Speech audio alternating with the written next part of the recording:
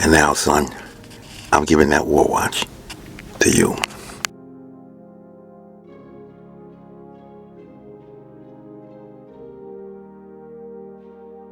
According to the Historical Office for the Department of Defense, DoD, no other event in U.S. history, not even Pearl Harbor, the deadly assaults on New York and Washington that took the lives of almost 3,000 people on September 11, 2001, which shattered the nation's sense of security. 9/11 is a time of memorial observance, and, according to Newsweek, 22 years ago, when the United States was the target of the deadliest attack on its soil when 19 men hijacked 4 airplanes as part of a mission orchestrated by Al-Qaeda leader Osama bin Laden, and, according to the official 9/11 Commission report, on September 11, the nation suffered the largest losses of life, 2,973, on its soil as result of a hostile attack in history, a figure assessed at 2,749 people, by the report. Completed by the National Institute for Standards and Technology, but still including 343 fatalities from the New York Fire Department, 37 Port Authority police and 23 officers from the New York Police Department at the World Trade Center, which had been struck first at 8:46 a.m., when American Airlines Flight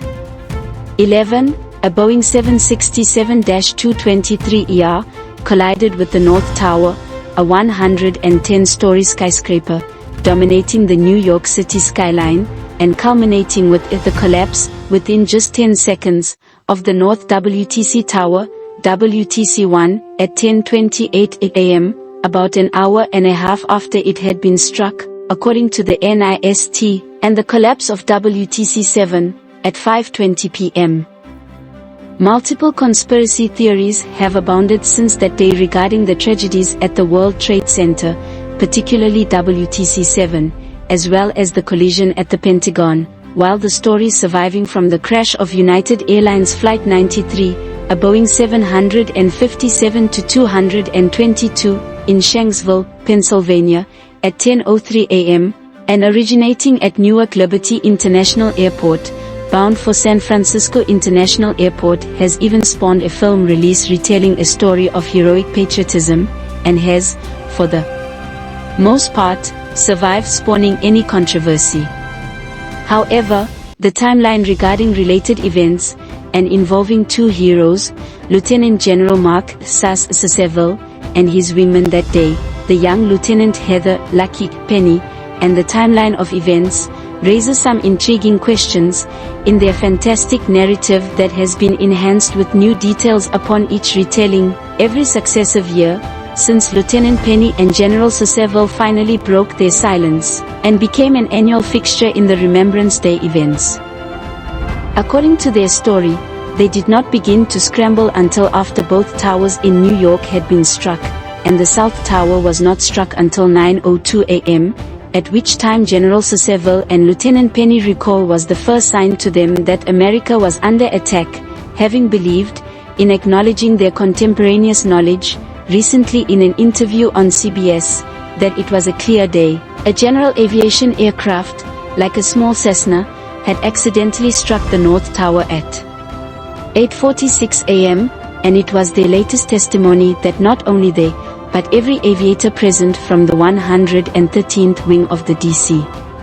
Air National Guard, were wholly unaware that since 1945 there has been a restriction on flights below 1,500 feet, approximately the height of the 110-foot skyscraper towers, over Manhattan after a B-25 Mitchell bomber, Flight 0577, from flying from Bedford, Massachusetts, to LaGuardia Airport, on July 28, at around 10 a.m. had crashed into the north side of the Empire State Building, near the 79th floor, while flying in thick fog, while attempting to reroute the flight to Newark. Barely missing the Chrysler Building, and leaving an 18 by 20 foot hole, killing 14 people, including 3 crewmen and 11 people in the building, and injuring an estimated 24 others, and causing approximately $1 million in damage. Certainly, any aviator in the DC area should know that, according to the FAA, the National Capital Region is governed by a Special Flight Rules Area, SFRA, within a 30-mile radius of Ronald Reagan Washington National Airport, which restricts all flights in the greater DC area, and this restricted zone encompasses all airspace up to 18,000 feet within 15 nautical miles of Ronald Reagan National Airport. FAA regulations have imposed a restriction on flights below 1,500 feet, approximately the height of the 110-foot towers.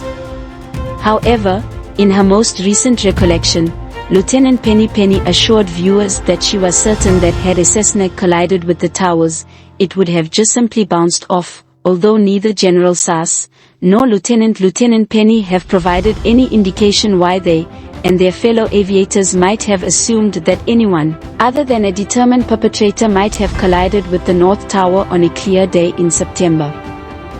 When Flight 0577 collided with the Empire State Building in July 1945, one engine shot through the south side opposite the impact, flew as far as the next block, dropped 900 feet, landed on the roof of a nearby building and caused a fire that destroyed a penthouse art studio, and the other engine and part of the landing gear fell down an elevator shaft, but the resulting fire was extinguished in 40 minutes.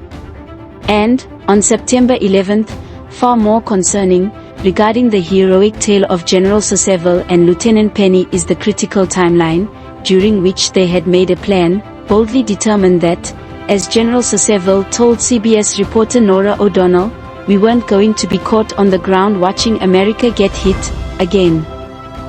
According to official sources at DoD, American Airlines Flight 11, a Boeing 767-223ER, which had originated at Boston's Logan Airport, had struck the North Tower at the World Trade Center in downtown Manhattan at 8:46 a.m., followed at 9:02 a.m. by United Airlines Flight 175, also departing from Boston's Logan Airport, striking the South Tower, starting the time clock for events in Shanksville that would conclude only 1 hour later, when United Airlines Flight 93 had plummeted into an empty field in Shanksville. According to their latest interview, broadcasted on CBS, in the time that had transpired, before 10:03 a.m., when United Airlines Flight 93 had been reported to have crashed in Shanksville, it was General Sasseville and Lieutenant Penny's account that General Sasseville had grabbed a lieutenant, fresh from jet fighter training, who had no idea how to scramble a jet, and had to make up her own checklist on the fly, unaware if she had even every required instrument operating, with no missiles or ammunition, in a plan to attempt to intercept an aircraft moving at a velocity potentially in excess of 500 miles per hour. While certainly bold, and obviously impassioned, would a competent officer throw caution to the wind, and grab a newly commissioned officer who quite obviously, by her own admission, was not trained adequately to perform such a mission, especially at a time when America needed decisive and effective action. The F-16, the aircraft apparently commandeered, without a directive or authorization, by General Sasseville and Lieutenant Penny, is a rather expensive piece of equipment, valued approximately $18 million, with an effective range of 2,280 nautical miles, and a maximum of speed of 1,147 knots, or about 1,320 miles per hour, and can carry up to 450 gallons. However, apparently, according to the latest interview, General Sasseville had claimed that he and Lieutenant Penny had remained in the air until they had exhausted most of their fuel, within about 2 hours, which would imply that not only had they departed without any armaments, but had not even taken the time, in preparation, to depart with an aircraft fully loaded with fuel.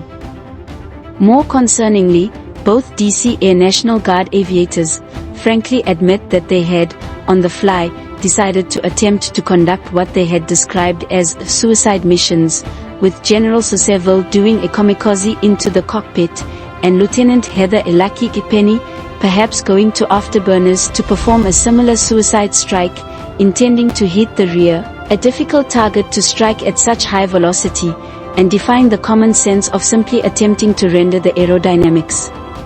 Principles of lift inoperable by taking out the wings. General Sasseville and Lieutenant Penny concede that apparently the DC Air National Guard doesn't train for suicide missions, which was quite obvious from their recent interview.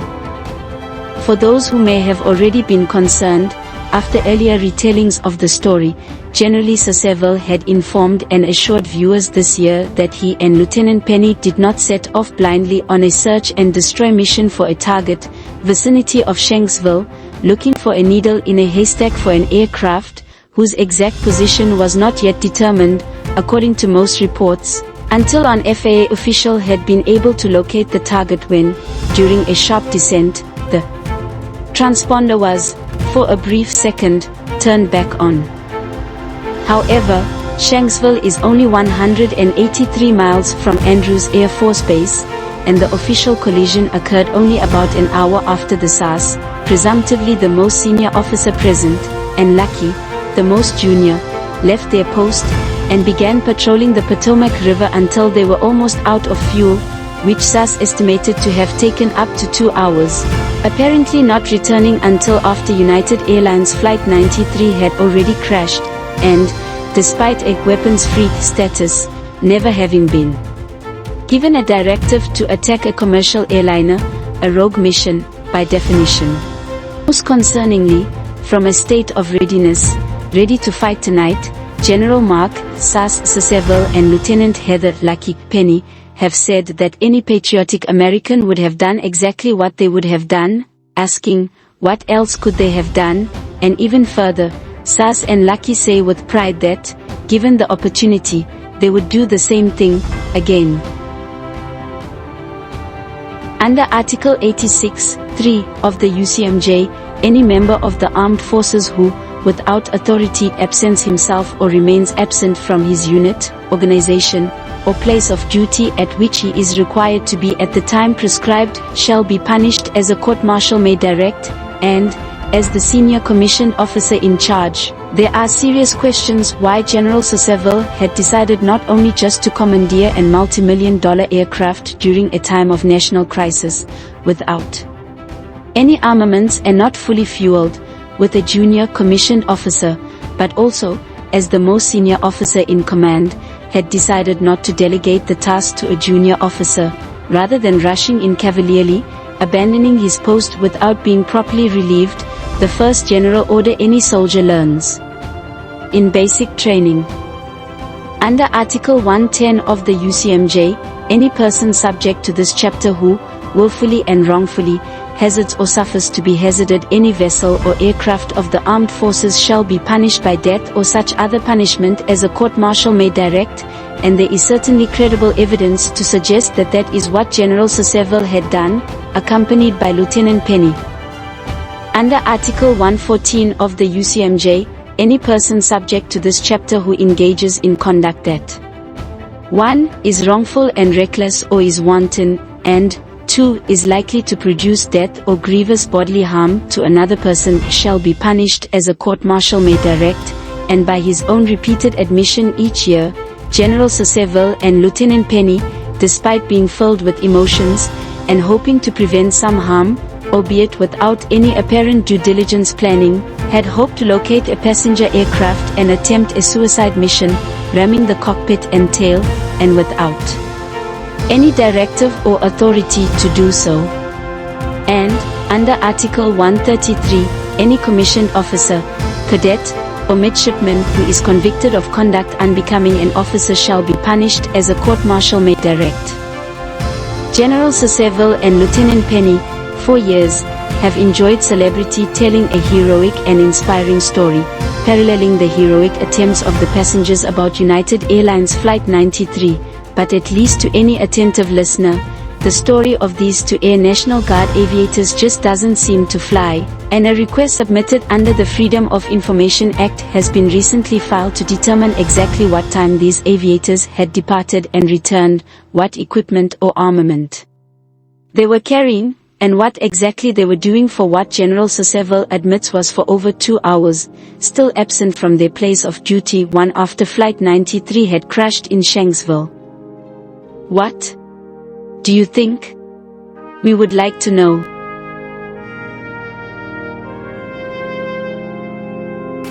This message was approved by Major Mike Webb. Honest.